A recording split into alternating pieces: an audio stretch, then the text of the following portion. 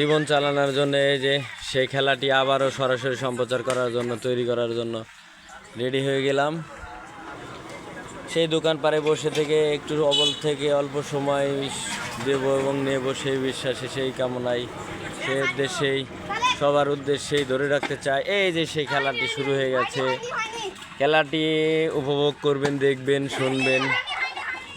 আপনাদেরকে অসংখ্যনীয় সেই জন্যই ধন্যবাদ রেখে কর্তব্যর খাতিরে ভালোবাসার নিয়তে মানুষ হিসেবে মানুষের পাশে থাকার জন্য একটা খেলা উপভোগ করার আহ্বান সবার জন্য সরাসরি সম্প্রচার।